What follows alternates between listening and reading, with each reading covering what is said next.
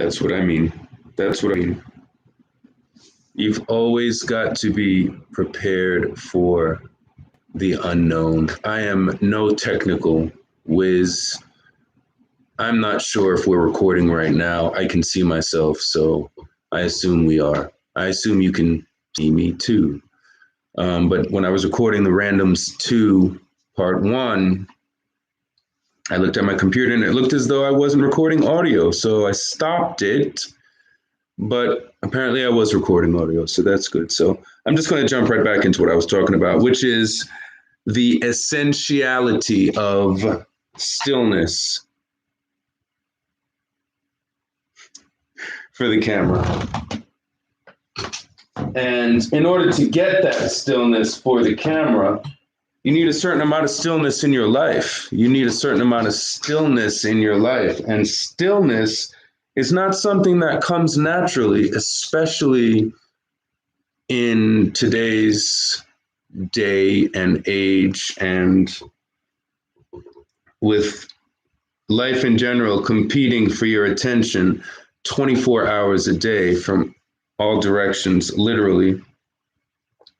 And then in that moment, when you get a piece of stillness, you are immediately on your smartphone and you destroy that stillness on your own. Whatever stillness you might be able to capture from the day, you know, because of today's technology and whatnot, we tend to kill the stillness with that little smartphone in our hand. So stillness is something that I try to cultivate. How, Trevor?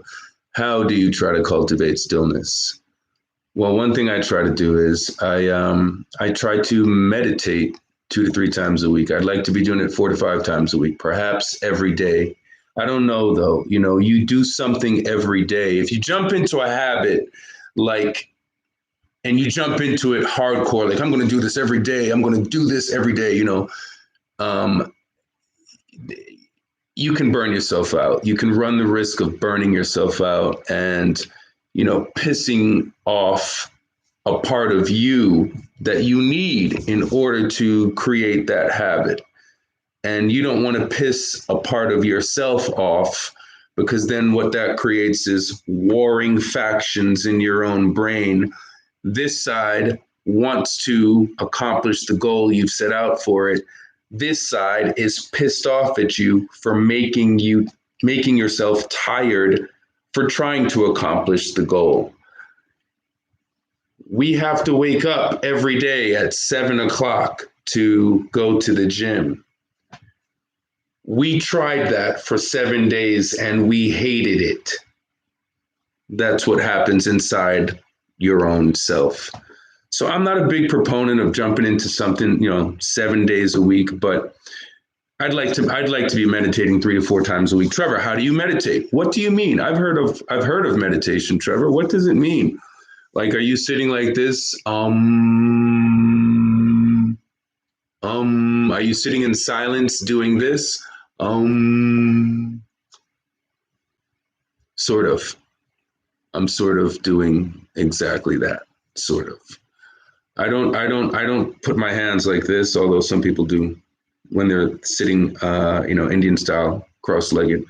I just sit with my back up straight. Good posture is good, and I've been leaning like this whole time. I hate bad posture. That's one thing that meditation corrects sort of naturally. It sort of corrects your posture naturally. So what I'm doing when I'm meditating is I am sitting with my back up straight,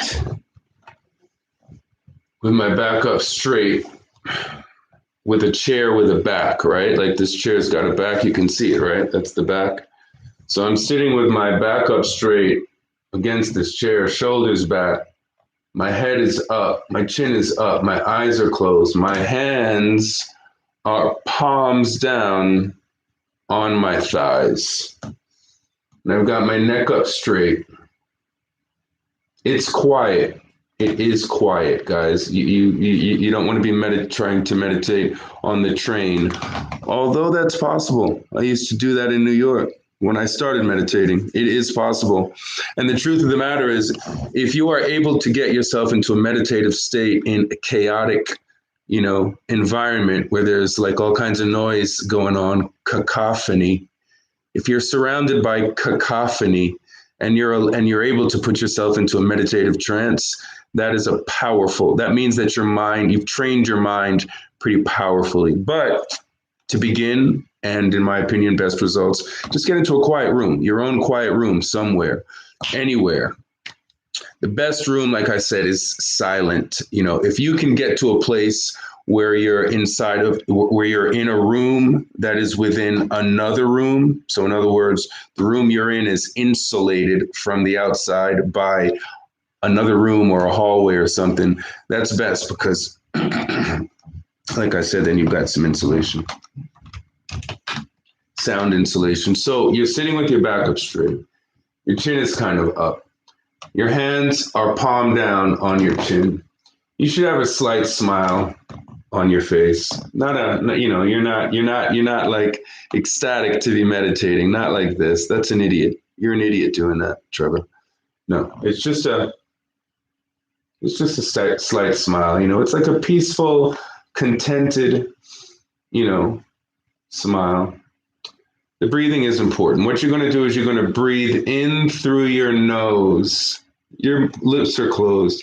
You're going to breathe in through your nose. But the key is when you're breathing in through your nose, you're pushing your stomach out, not your chest. You're not expanding your chest. So you're not doing this.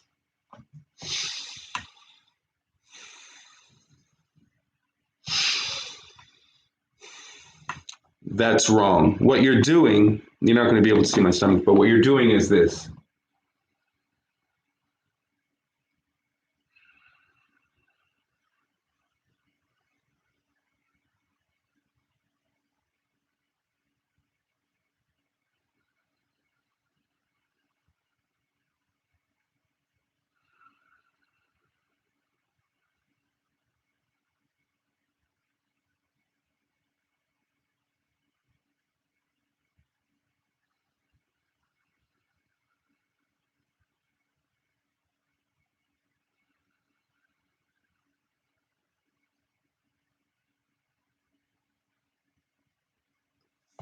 So I took 3 breaths. I took 3 breaths on purpose, okay?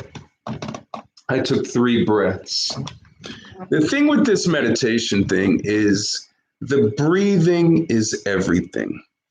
The breathing is everything. That's what simplifies it for people who feel like it's this, spiritual Zen Buddhist mystical practice. Sure, it can be. And, if you want it to be, then you kind of push it in that direction. But it doesn't have to be this crazy spiritual mystical experience. If you're able to just focus on the breathing, just breathe like I just did. Breathe in through your nose,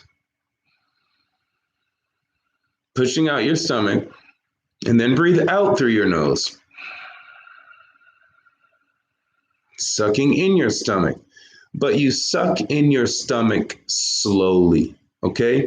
And the exhale out of your nose, where you're sucking in your stomach, is invariably going to be a little longer than the inhale, okay?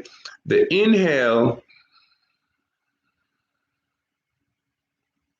is kind of to prepare your body, and it's mostly your shoulders is what for beginners of meditation, it's kind of your shoulders I think that you want to focus on, because during the exhale, let me do an inhale. During the exhale,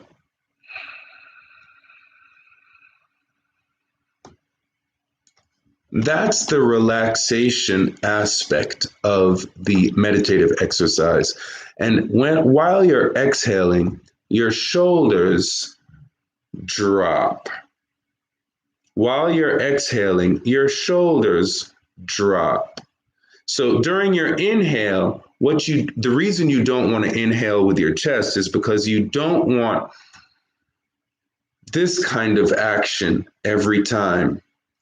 Part of the point of this meditation thing, from what I've learned, is to get your body to relax as fully as it can, so that you're able to take your attention forces away from your physical body and turn them inwards.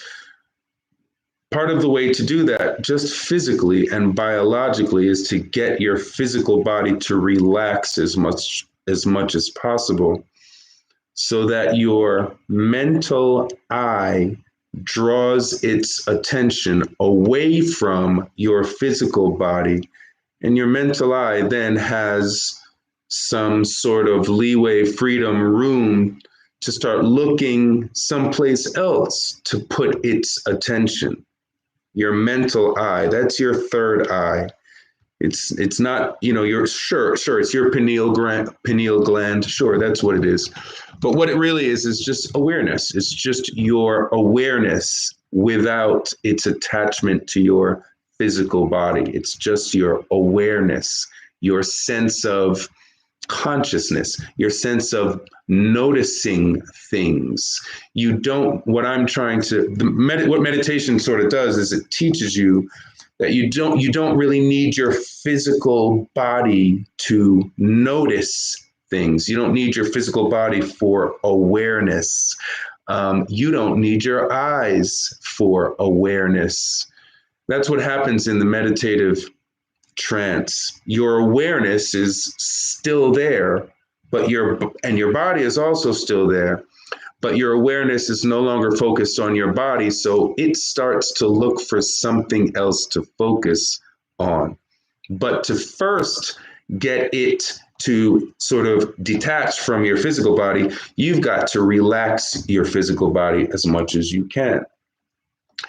Therefore, if you're breathing like this every time, it's as if you're taking one step forward and at the same time, another step back. You're not going to where you want to go. That's why breathing from your stomach, your diaphragm that's what you're supposed to do, because if you breathe from your diaphragm, you don't have much shoulder movement in between.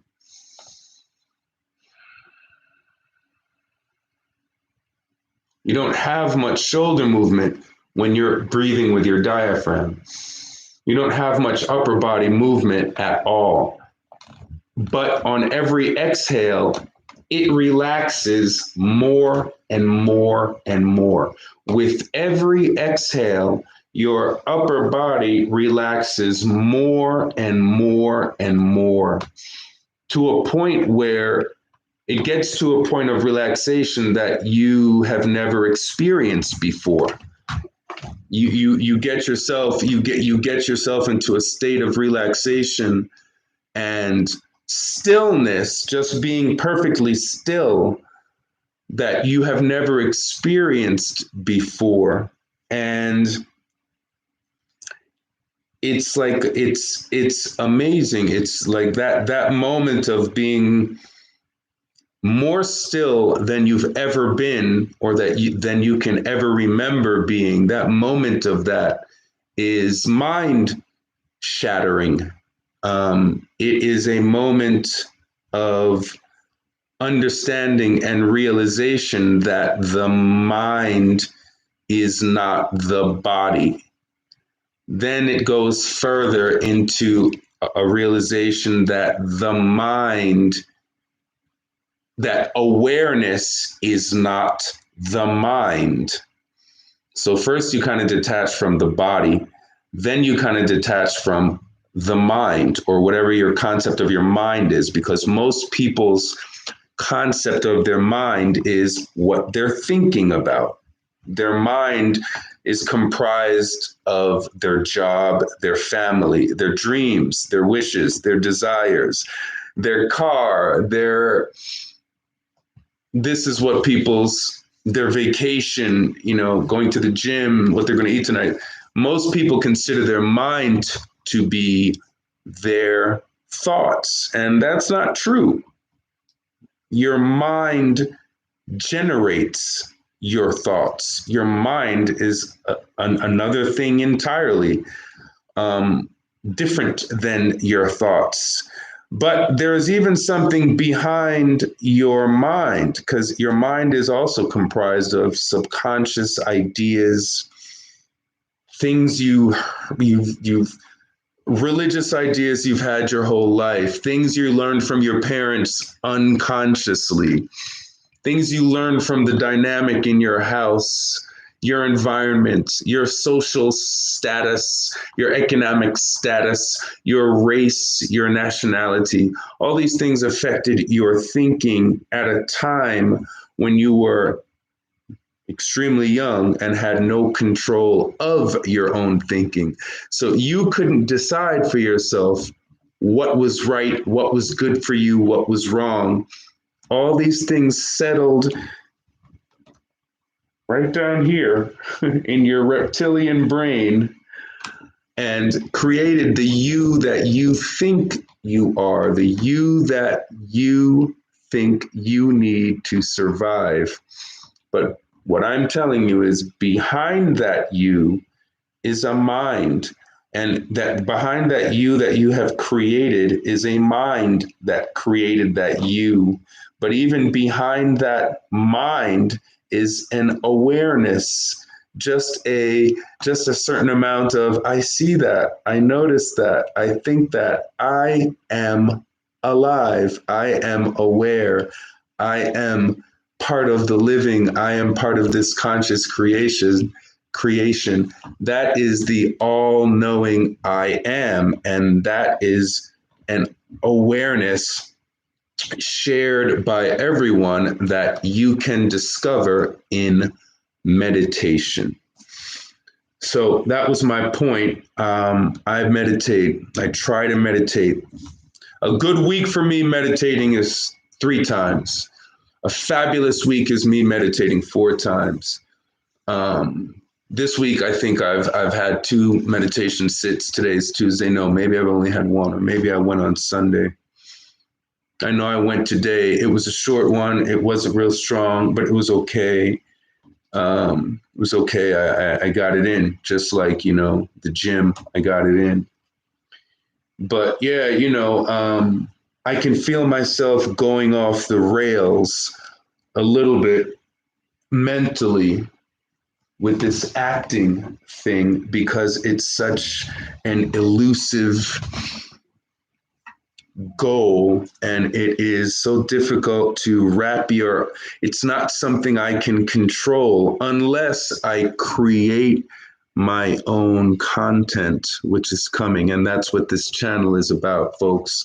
A kid from Brooklyn. I'm going to be doing some really, really cool things.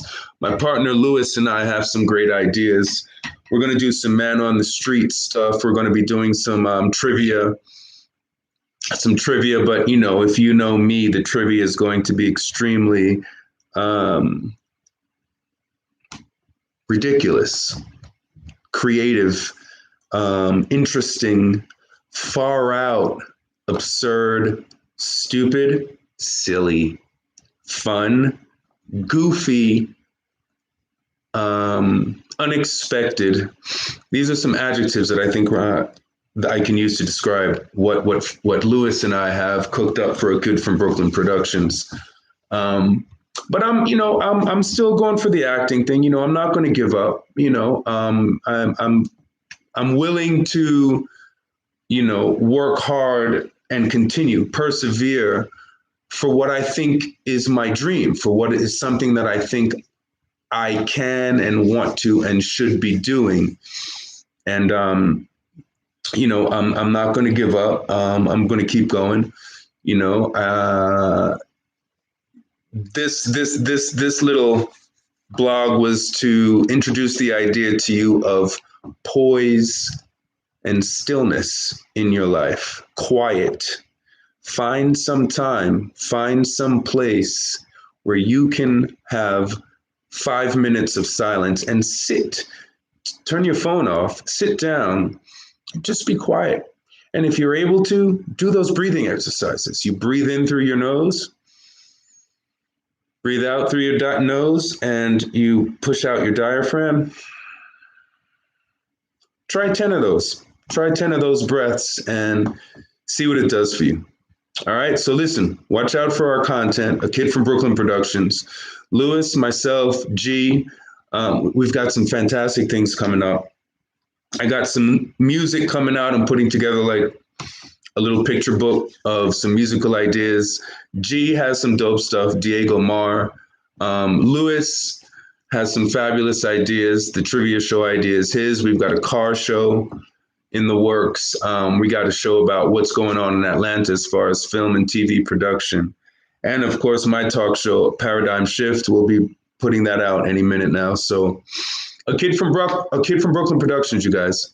A Kid from Brooklyn Productions, AKFB Productions. 2021, it's our year. And that's what I wanted to say, you guys. Peace.